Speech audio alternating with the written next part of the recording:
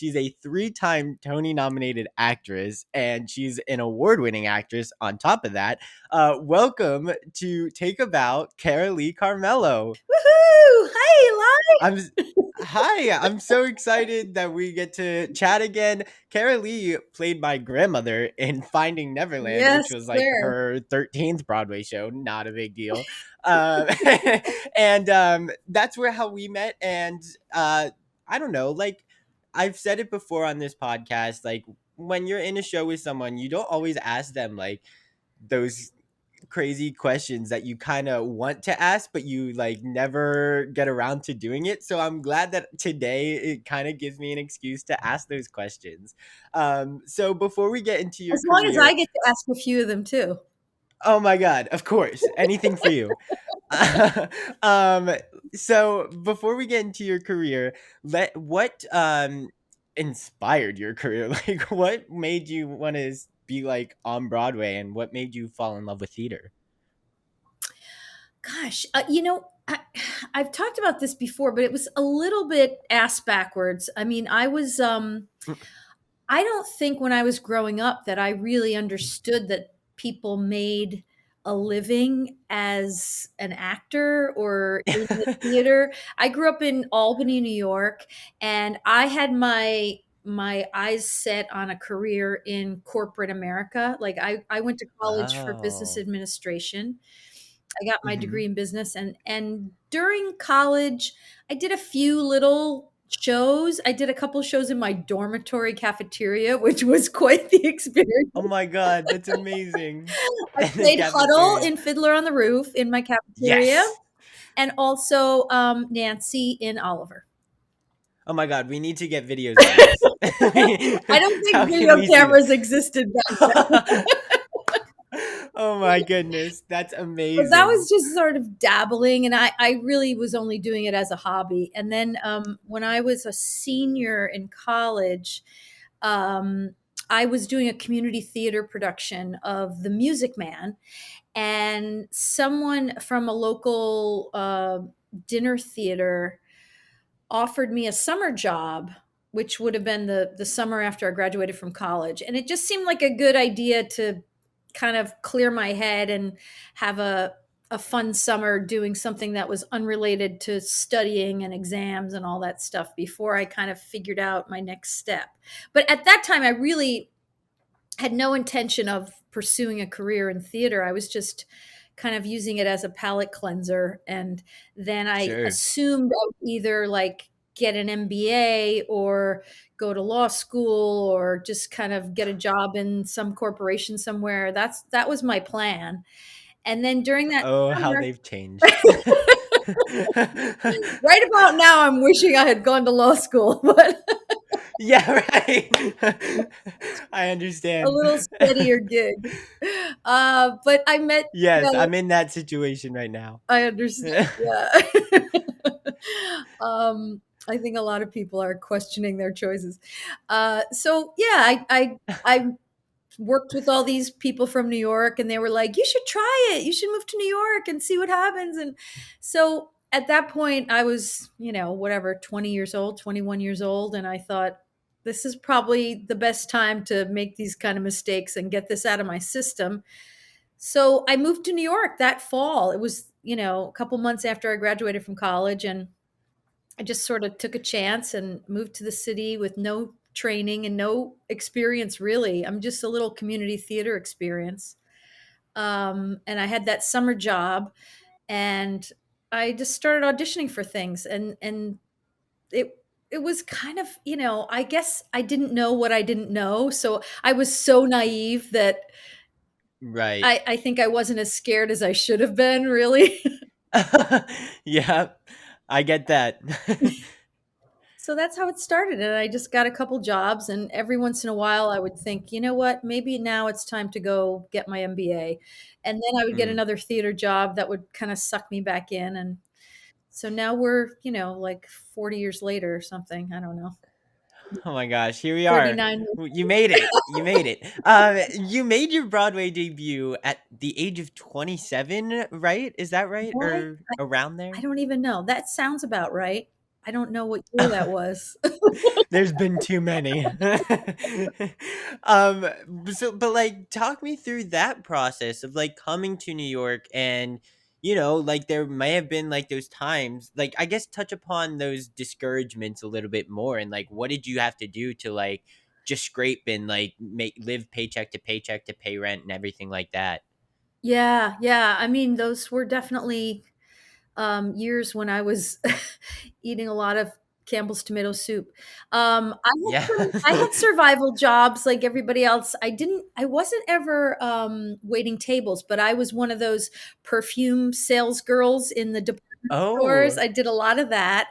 That paid $10 an hour, and I was grateful for it. And it was very flexible. Like if you had an audition, you could say, I can't be there until 3 o'clock, or they were pretty, because they had a lot of actors working for them.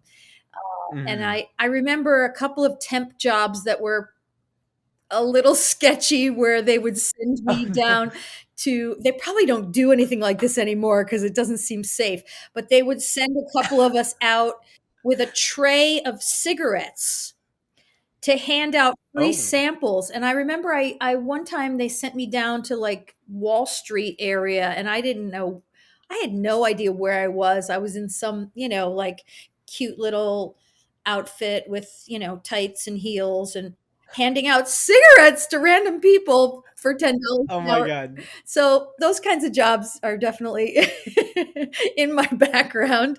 That's how I managed to, make up the difference between uh, various theater jobs and unemployment. That's incredible. I mean, actors, I'm sure, make fantastic salesmen people. Like, you're just like you gotta just, I don't know, like act it up, act the product up, sell it. And that's kind of what we do Totally. on stage. Yeah. So then you ended up making your Broadway debut in City of Angels, and do you remember like just that feeling of your first Broadway show and stepping onto the stage for the first time? I remember I was really impressed with the whole creative team. That was an incredible group of people. Michael Blakemore was the director, and David Zippel was the lyricist, who's still a good friend of mine. Larry Oh. Gelbart, who wrote MASH and all these amazing movies, he wrote the book, and Cy Coleman wrote the music. So it was an incredible group of people to just be around. But I have to say I wasn't particularly happy Oh. because I just didn't have anything to do in the show. I really was I was an understudy for the most part, but my onstage, day to day show was basically one line that I had, and I was off stage for hours every night, just kind of going crazy. So I Hmm. actually didn't stay in the show very long, even though I had finally gotten my Broadway show. And you would think that I would have been satisfied to stay there for a year or something. But I was really restless. I really wanted to play a role and have a fun character to sink my teeth into. So I was cast as the lead in the tour of Chess, Uh-huh. and I decided to go do that. So I left City of Angels, I think about a month after we opened. Oh, It was wow. quick. Yeah. And they were kind of Oh my shocked. They gosh. were like, "You're what? Excuse me?" Yeah.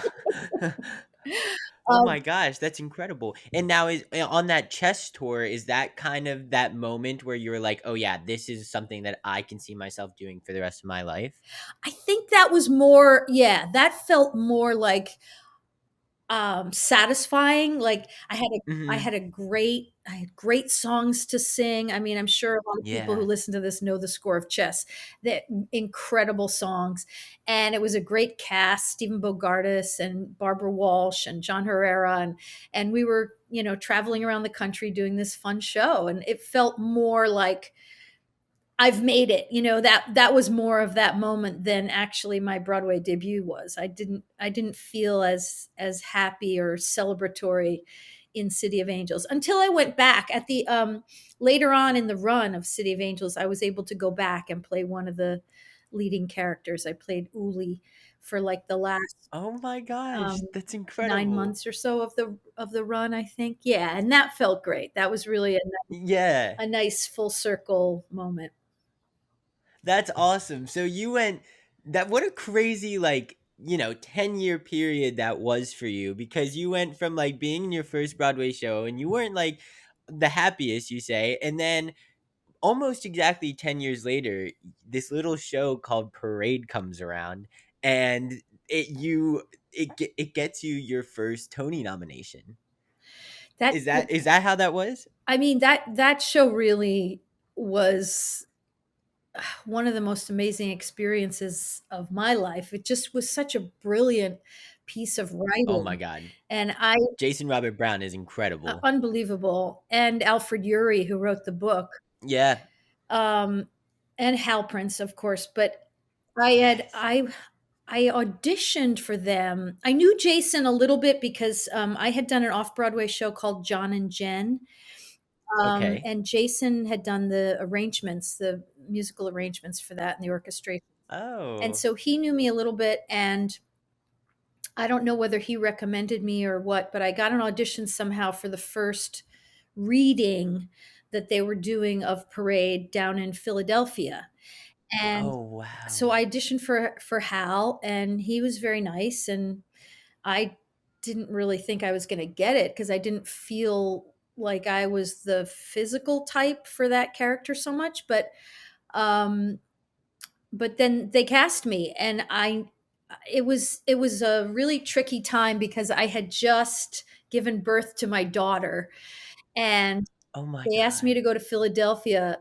It was just 6 months after my daughter was born, so I had to leave her as a 6 month old, um, and go You down. couldn't take her with you? It not really, because we were going to be working, long Yeah. days, and so it was only, I think, a week or a week and a half. Okay. So she stayed home with her dad, and I went to Philadelphia. And I just remember, I know that you have done so many readings and workshops and stuff. And a lot of times you feel like, oh, this is pretty good. And a lot of times you don't. A lot of times you're like, Mhm. wow, this is this is not great material. But that was one of those times when I just thought, oh my God, this is so good. Yeah. Like, I just kept looking around the room, wondering if everybody else was feeling the same thing. Like, this is really brilliant. And I remember riding the train home from Philadelphia with Herndon Lackey, who played the prosecuting attorney. And I was like, is this as good as I think it is? And he Yeah. and he thought so too. But at the same time, you just never know what's going to be successful in Yeah. this world and what's going to, make it to Broadway. So years went on, where we would do another workshop, and then we went to Canada and did a little thing. And then, Oh, wow. every 6 months or so, I would go, I wonder if Parade is ever going to happen. And then it finally did at Lincoln Center, and it was an amazing experience, and I just wish it had gone on longer. It didn't last as long as Yeah. any of us wanted it to, but at least we did a So cast recording, and that was great. Saved it yeah. for history. So so that reading in Philadelphia, was that like the first ever reading? Were you with it since like the first kind of I process? think I I don't know. think it was, unless there was something that they did, in somebody's apartment that I don't know about.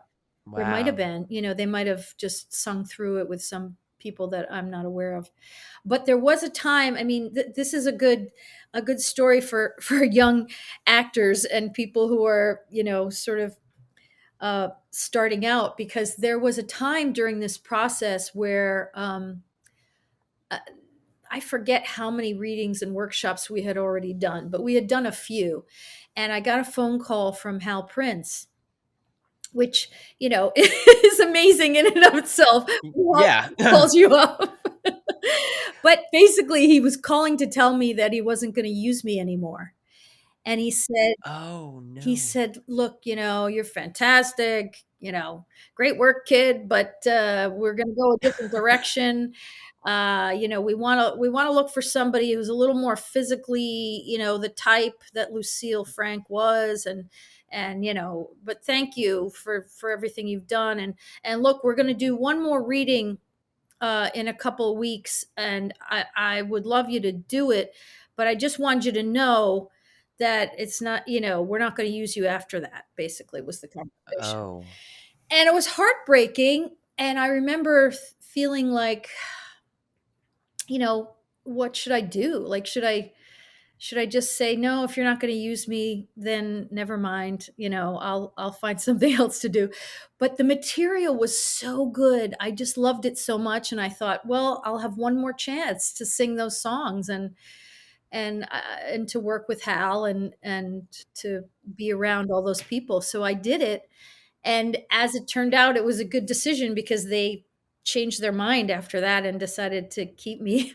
So You blew him I don't away. know exactly what happened, but I'm really glad that I decided to swallow my pride, Yeah, that's awesome. Did it change drastically throughout the process?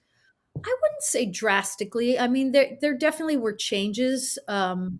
Things got fleshed out that were a little, kind of vague in the beginning, and songs got added and things got shifted around. But I don't know if it was drastic changes during those times. Okay. Yeah, it was pretty Yeah, great, it's pretty crazy. great right from the beginning. Yeah. Hey, I mean, look at the team that you just named. I mean, how can it not be, Like it's Well, insane. you would think, Um but I'm sure you've worked on projects where amazing, talented yeah, people are involved, and it just doesn't, the alchemy of a show is so mysterious. Like, you just don't know what's going to work and what's not. It's hard to predict, and you can have an amazing group of talented people putting a show together, and it just doesn't come together. I don't know. Yeah, absolutely. mysterious. Can you recall where you were when you like found out that you were nominated for your first Tony? Yes, I was in California. I was doing Oh. a production of Bells Are Ringing with Stephen Bogardus. And I remember, because I was in LA, there was a time difference. And I remember waking up Mm. in the morning, whatever time, 9 o'clock or something. And I thought, well, it's noon in New York and nobody's called me. So I guess I didn't get nominated. And then I checked in with my husband at the time, and he was like, "Oh my God, you got nominated." I was like, "Why didn't you call me?" No way. Oh my gosh. That's crazy. That's how you found Yeah. out? That's awesome. What a I story. mean, Oh my that god. was back in the time when they didn't like broadcast the nominations, online or anything. Sure. So I don't know if I would have woken up at 6 a.m. or whatever to listen, if that had been a possibility. But I knew something was happening that morning, and I just I was disappointed when I woke up and didn't have any phone calls. Oh my gosh, that's incredible. And then of course he was able to break the news to you. That's awesome. Um so the third show that I'm going to mention and then we'll talk about some but there's like a plan to this. Okay, Is Finding Neverland. I remember And that one. that was the yeah, yeah, yeah. I don't know. I've never heard of it, but I heard it was like okay. I Oh don't know. yeah, It it was was a kind cool show. You should check it out. Listen to the of album. okay, okay. Yeah, Yeah, I've heard the album is pretty great. So that was the show that we were able to do together, and one of yeah. my favorite memories with you from the show was playing like all kinds of silly games, and one of them, like our favorite one, was always bananagrams. Um, I l- like how oh, I wait, wasn't pass me one of there my. from like, oh my god, Um, stop it! keep She talking. has it in her room.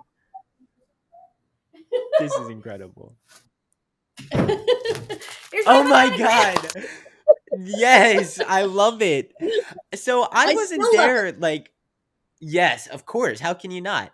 So I wasn't there from like the beginning. I joined like just after it opened.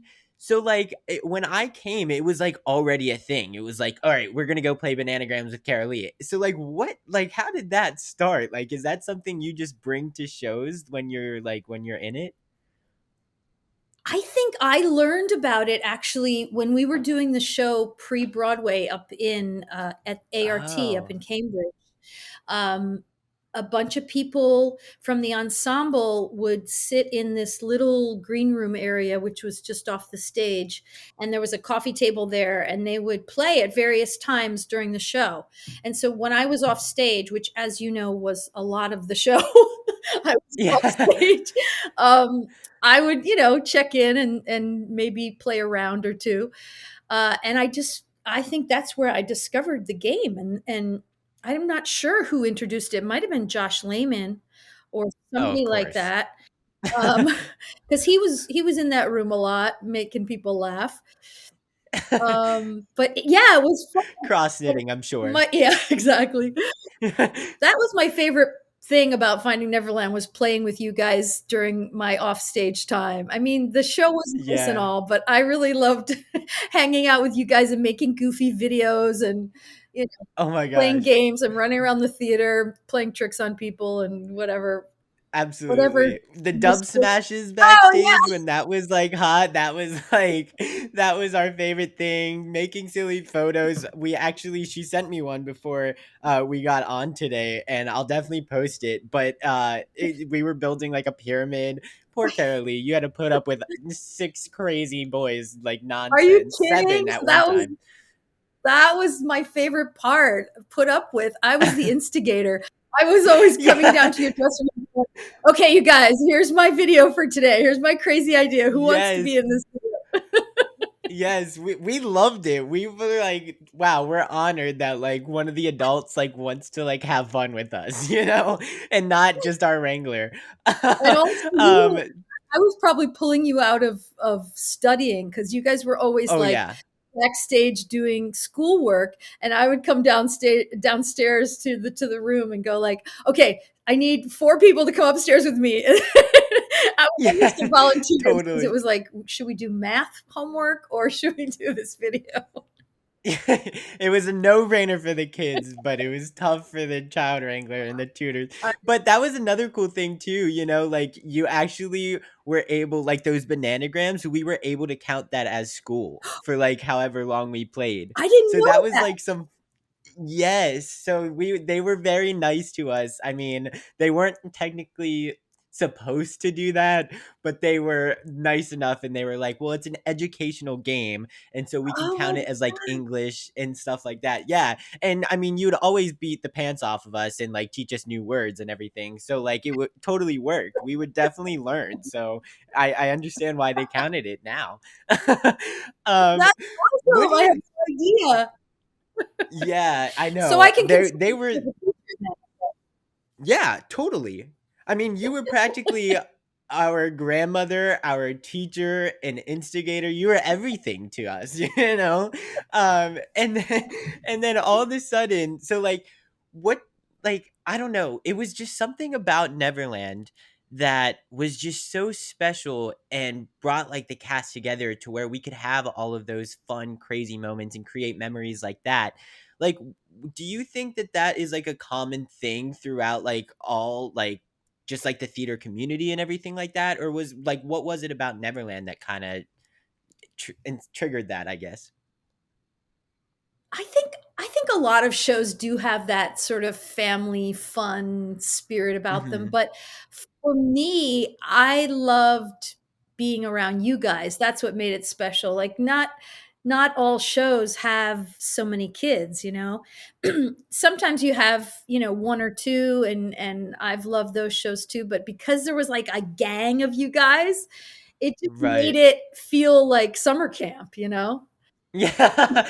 Yeah, totally. And I think too, like I've always said that like there was something about like Neverland 2, just like the story of it and how like it just reminded you to play and just to have fun and find that inner kid. And like I mean, not to pat ourselves on the back, but the kids were definitely like, kind of made that come into play even more, like from a backstage point of view. And I think just with that and the story and just like being reminded that it was okay to like find the inner child, like I just thought it like brought everyone together so much more and kind of made everyone just like more free and not just like, you didn't really have to think about what you did. You could just go out and be yourself and have fun.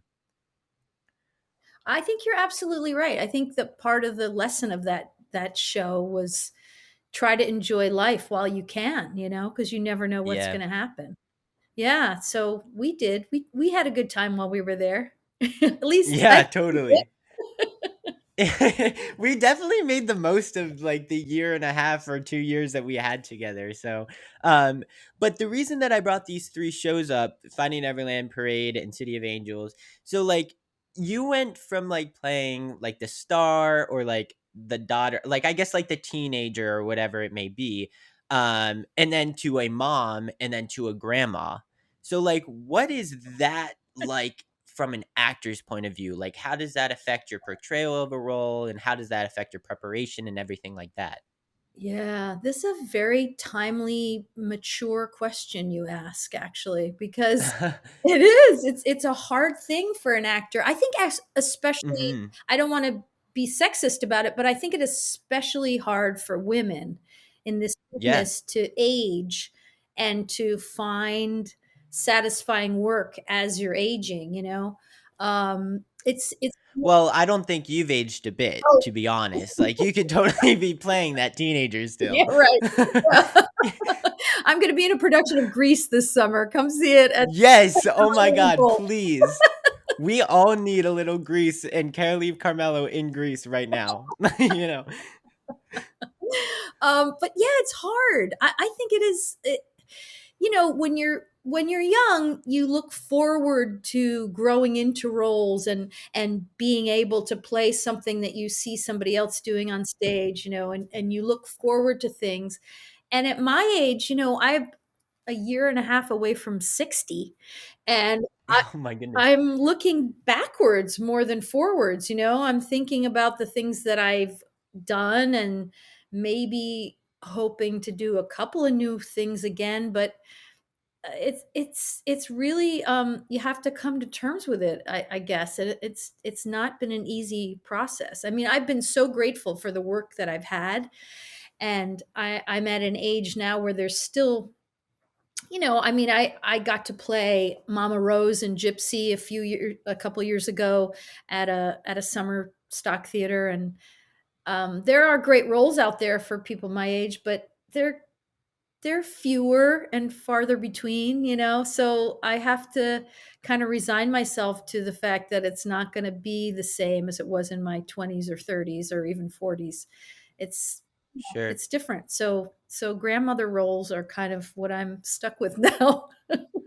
Well, listen, I mean, you most recently played Dolly Levi and Hello Dolly. Like, that's pretty amazing, right? That's true. Yeah. I mean, there those roles, like I was just mentioning Mama Rose and Gypsy or Mame or Dolly. I mean, those are kind of from another era, those musicals, Yeah, the golden age of musicals that starred Ethel Merman and Angela Lansbury and all those great divas. They don't really write those shows anymore, so they mostly right now anyway are writing shows for younger people, and so you're in the prime, target age of what they're yeah, looking for, and I'm looking at shows that were written in the 50s and 60s and hoping that they'll get revived so I can play those parts sure. again. Yeah, totally. So, but like, so we mentioned Hello Dolly, so like, let's just talk about it because I loved the fact that you were able to play Dolly, and I'm so mad that I wasn't able to see you on the tour. Oh, But what is it like to play that role? I mean, you mentioned you did Finding Neverland, and like, that wasn't a role that you were on stage the entire show, but with Dolly, you were literally on stage practically the entire show. So, that's like, true. did you have to change any of your habits of like eating? Did you sleep and all of that? Like, how did you manage it? Oh, yeah, it is. It was a little more taxing than I was expecting it to be, Yeah.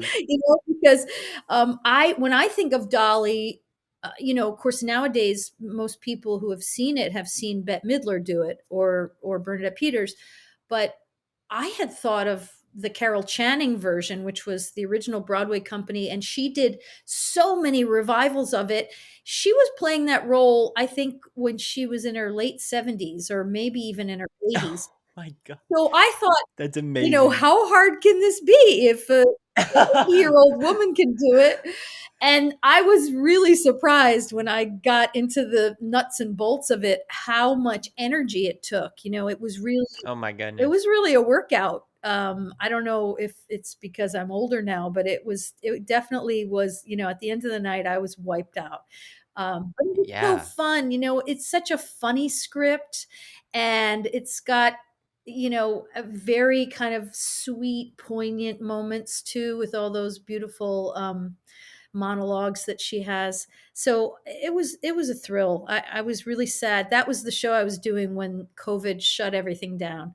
So Yeah. it was sad to see that end, but maybe I'll get to do that part again someday. It was really fun. Yeah, I mean, and then you were also, like, on tour with it too, like, do you think that was also, like, that kinda added to, like, the tiredness, I guess?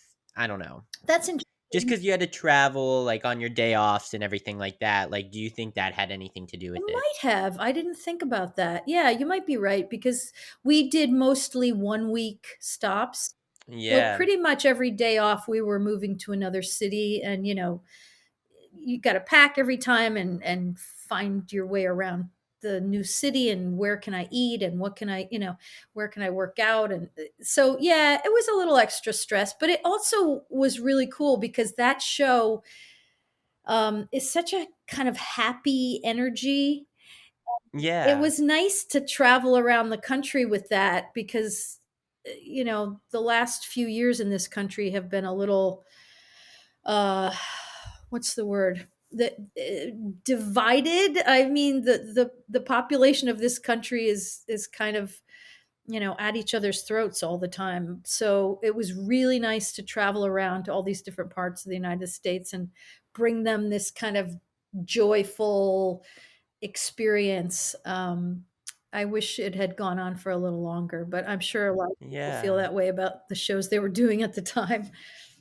Yeah, totally. Yeah, and that's a great way to put it, just to, like, connect everyone, and just, like, go visit, even if it is for a week, just, like, bring everyone together and, let the magic of theater do its thing, you know? Yeah, absolutely. Um, They're like, for 2.5 hours, everybody just yeah. forgets their troubles, and it didn't matter if you were Republican or Democrat or rich or poor or young or old. It was really, just a happy show. So I Yeah. think we're gonna need some of that in the near future. Yes, we need it right We need now. it We right need now, some but we're theater. gonna have to wait a Yeah. little longer, I think. So another a recent show that you did before you did Hello Dolly was Sweeney Todd. Yeah. Now, wait, before I even talk about these, were, like, Mrs. Lovett and Hello, like, Dolly, were they, like, dream roles of yours? You know, Like, I feel like those roles are just, like, so iconic in theater? they absolutely are. I don't know if I really thought about, like, gosh, I wanna play those parts someday. I think when the opportunity came up, I was very excited about it, but I don't know if it was ever something that I was, like, projecting, into the universe to do. But that production of Sweeney was so interesting. Yeah. I really was excited about the idea of it even before I knew, all the details. I just heard about this production that they did in London where they converted this actual pie shop into a little theater space. It was Right. brilliant, and then they moved it to the West End and sort of built this little pie shop within the theater so that people walked in the door and felt like they were in this tiny little pie shop. Such Right. a cool idea, and Ah, yeah, and it was just the 8 of us in the cast. I mean, usually Sweeney has a big cast, for all those huge vocal, numbers, and only 3 musicians, and we had no microphones, and it was just oh my amazing, gosh. and we were in everybody's face. I mean, it was like a show in your living room, and everyone Yeah. sitting on the couch and you're walking around like singing into everyone's face. It took some getting used to, I have to say. Yeah, I couldn't imagine. I mean, it's cool when shows get revived and just see how like people like reimagine it all. Was that your first time doing a Sondheim musical? Um, the only other Sondheim musical I had done was Company. When I was younger, I Oh, played Marta, who sings Another 100 People, and yes. I did that in a theater just outside of Detroit when I was in my 20s. So Oh my that was the gosh. only other time. Yeah, it was exciting. Now, do you find like that, like just Sondheim in general, like his work, do you find that like, I don't know, like not more difficult, but like, I don't know, like a layer of challenge? I don't know like how to word it exactly, but it's just so different from like your typical theater stuff. And yeah, I don't know. Like, what are your thoughts on that? It's definitely challenging. I mean, we only had 3 weeks to learn Sweeney Todd, and that was Oh, wow. really, really hard. I had never done it before.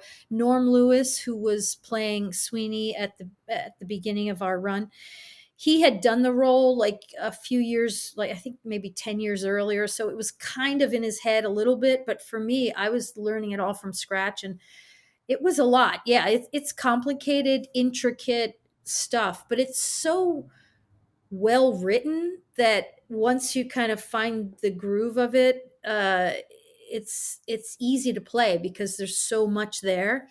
The hardest part, I Hmm. have to say, was that Mr. Sondheim himself came to our very first performance. So Norm and I had 3 weeks, like I said, to learn the show, Oh my and the first God. night they put us in, because I don't know if your listeners know, but when they opened the revival of this production in New York, they had the four leads were from London. They brought them over from London. Mm, They were yes. only allowed to stay, I think, 6 weeks or something. So once they had to go back, they were replaced by American actors, and that's when we went in. So Mr. Sondheim came to the very first performance that Norm and I were doing, and and the space is so small that he's right there. Yeah. You could see his face in every reaction or non-reaction that he was giving. Oh my God. So it was so frightening, and the worst part was Yes. that Norm had been, I think, doing a concert or something the day before, and he lost his voice in the middle of the show and had to step out. And the understudy, Oh who had never no. been on, and I had never rehearsed with, was on for the second act. Oh my I, God. Well, that's always oh yeah, fun. always fun, especially when Sondheim's in the audience. I remember I Yeah. remember saying to him at intermission, I was like, okay, it's not going to be a problem. I got you. Don't worry. It's his first time on. It's Oh. going to be fine. And then I walked away and I was like, wait a minute. I don't know what I'm doing. This is my first show too. Oh my gosh, that's He amazing. did a That's great so job. awesome. He stepped in and I did a great mean, job. do you still like get nervous or was it like just the fact that Sondheim was there? Like, like when opening any show, really? I still get nervous if I feel like I'm not totally ready. And that was Uh-huh. definitely a time when I felt like I would have loved to have another week of rehearsal. You know what I mean? Yeah, Because like you said, the Sondheim score it's so dense and it's so complicated. And I really didn't quite have it in my bones yet. sure. So yeah, I was very nervous. I think I would have been nervous anyway had it not been, Stephen Sondheim in the audience. But then when they told us that, the nerves went from Yeah. here to here. Right. I totally understand that. That's insane that that had to happen on your first Yeah. night. Oh my God. But what a story. It's so, like, I love those. Like, after the show, was there just like a sense of like relief, just like weight off your back? I think um I think what we were waiting to hear what he thought. Okay. I don't think he stayed around to talk to us that night. I think he left and we were expecting to get some notes from him, which we did get notes, but I think it took a couple of days. So I don't believe I had a real sigh of relief until I heard that he was fairly satisfied with, what we had done. And then I was That's like, okay, incredible. okay, I guess I can do it then. Oh my I gosh, mean, that's he's such a insane. legend. Right. Having him in any audience of any show that you would do, of course you'd be, thinking about it. But when it's his own writing, and I know from his reputation how particular he is about things, yeah, it was scary. Oh my gosh, I can't imagine. Oh my, just like the name, like Steven Sondheim, like it, like just like thinking about that is making me like nervous. You know, like I I don't feel know. sweat on my upper lip right now. Just talking Yeah. Oh no, I'm so sorry. I didn't mean to like make you relive all of these PTSD. nervous moments. Yeah. Right. Oh my gosh, that's incredible.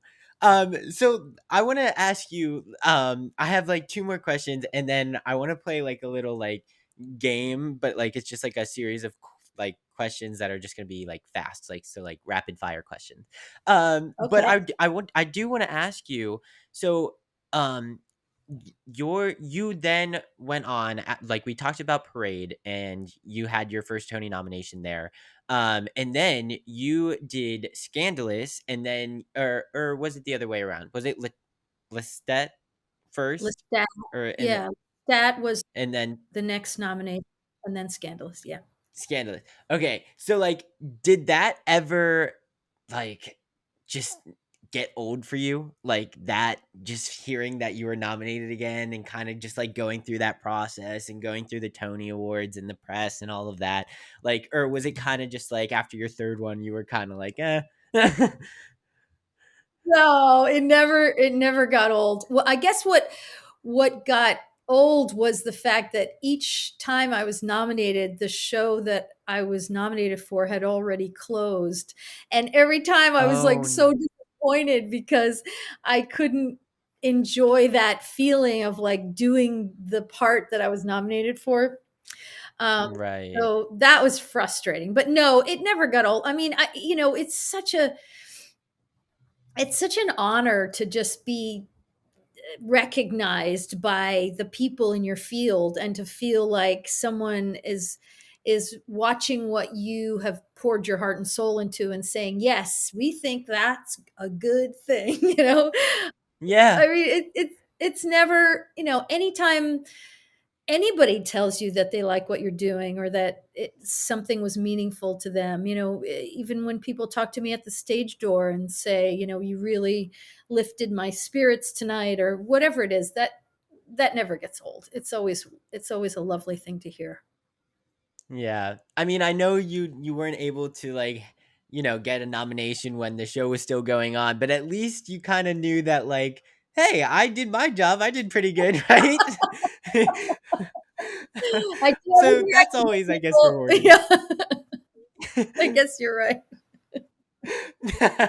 Well, that's awesome. And then one more question.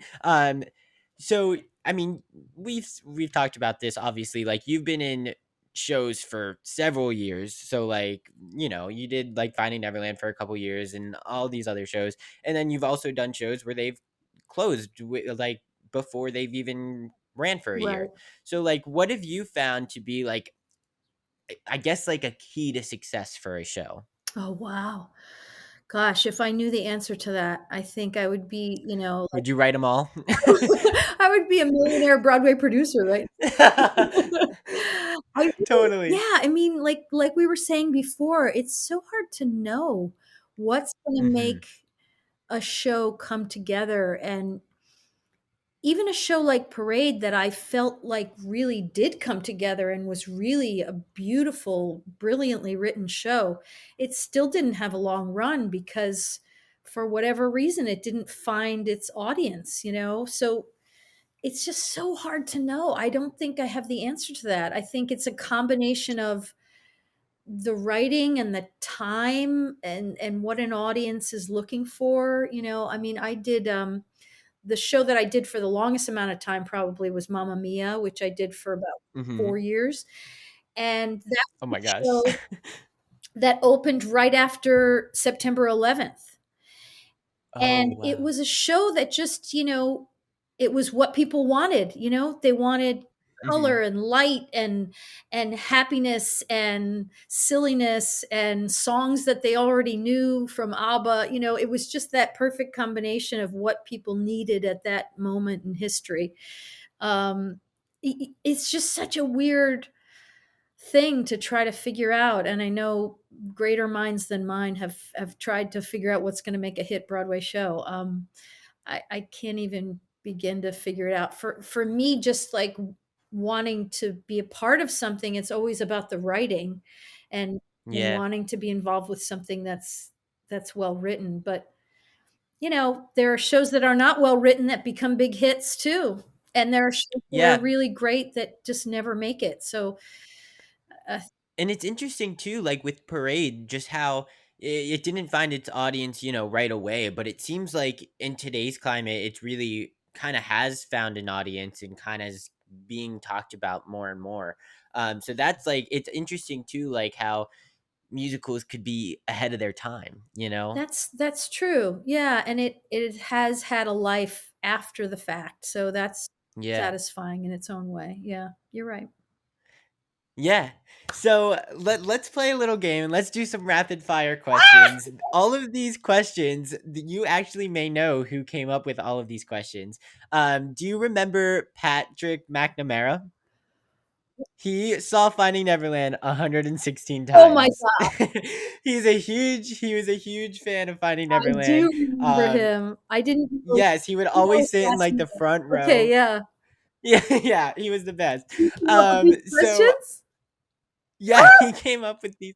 Yeah, I had mentioned that to like I have like a Patreon thing, and so like I mentioned that you are coming on and like got a bunch of like questions submitted, and so like some of them were from other people, but this one was from Pat. All of these actually. So I Awesome. figured Hi, let's Patrick. just make a rapid fire questions out of them. So he wants to Okay. know, what's your Yes. favorite role that you've done so far? Oh my gosh. Well, I think there are two that are kind of tied, and Parade is one of them for sure because it was Okay. the first time I ever created a role for Broadway for an original show. Mm. The other one that's kind of the total opposite end of the spectrum, I think, was when I played Ella Peterson in Bells Are Ringing, which was the show that I did what I was just talking about when I got the nomination for Parade.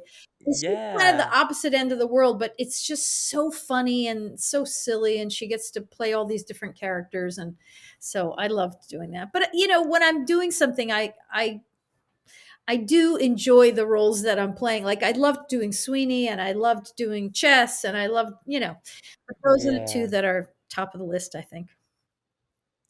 Awesome. Okay, so what role have you not played yet that you aspire to play? Oh gosh. Well, I'm kind of hoping there'll still be maybe some original thing that I don't even know about yet. Mhm. That's kind of the big dream. But of the shows that exist in the world that I haven't done yet, I guess the one is Mame. I don't know if there's Oh. there's there aren't that many productions of Mame, but it's a fun role for somebody my age, and there aren't that many of those, as we've said. Everyone of a Yes, of certain course. age. Yes, and we have to cross that off the bucket list. So whoever's out there and wants to put on a production of Mame, That's you know who to that's find. right. uh, have you been to Greece in celebration of Mamma Mia? No, but I always thought the producers should send us there on a vacation. Thank you, Yeah, Patrick. totally. Well, Do some I've like, never you got to been. do some research. Totally. Yeah. Oh my gosh. Incredible. So and then what was it like to be in an episode of Smash? Oh, that was really fun, but, it was kind of sad because I was playing, uh, Andy's mom, and it was the end Mhm. of the series, and they were killing him off. He Yeah. got hit by a car, and I was playing his mom, and so it was very sad because we actually were only on, like, one little episode where it was happy, we were celebrating his opening night and everything, and then we were supposed to be in the episode where they were doing, like, the memorial service, but because the show was ending, they didn't have enough money to like hire more people, so they didn't even bring us on. I was like, my Oh my son got god. killed, and I'm not even at the memorial service. Oh no. Oh my gosh, that's so funny. That's crazy how like that is how Yeah, television it's a works, really. it's a budget thing. Yeah. Yeah, it's oh my god. And then last one, do you have a favorite director that you've worked with? Oh my gosh. I've worked with so many wonderful people. I think the one that comes to mind is Graziella Danielle. She started out as a dancer and then became a choreographer and then became a director. And I first got to know her doing a show called Hello Again at Lincoln Center, Mm. which some people might know about because it's a show that gets done like in colleges and stuff. She's just so she's so passionate about storytelling, and she's so supportive. You know, sometimes there are brilliant directors who don't really know how to talk to actors, but she's one of those Mm. people that can like get the best out of you while still making you feel good about yourself. Like she Yeah. doesn't use criticism as much as encouragement, you know, and I like that. Oh, Yeah. that's awesome. What's her name again? Can you say it one more time? Graziella Danielle. Oh my gosh. Oh, that's awesome. I'll have to like look her up. Yeah. I also noticed too, like you've done like all musicals. Like, would you ever consider doing like a play, or is it just something that you love about musicals? I do love musicals, but I would definitely like to do a play. I mean, I think, you know, it's really hard to make transitions in this business. You know, hopefully Hmm. you've had experience on screen and stage, so clearly you're better at that transition than I am. um, but yeah, when casting people and directors see that you've done a lot of musicals, they have a tendency to not cast you in straight plays. But you know, I'd love to do uh, one. So hopefully there'll be an opportunity for that sometime in the future. Yeah. We got to just like put it out there, We got to put it out in the universe and maybe it'll happen. So, well this has been incredible and I've had a blast catching up with you. I'm so like excited that I was able to talk to you about all of these amazing things and like these things that you've done since Finding Neverland. It's been really cool. So I thank you for taking the time to chatting with me and I know that everyone listening is just going to absolutely love this episode. So, thank you. You're so welcome. It was great to talk to you. Yay.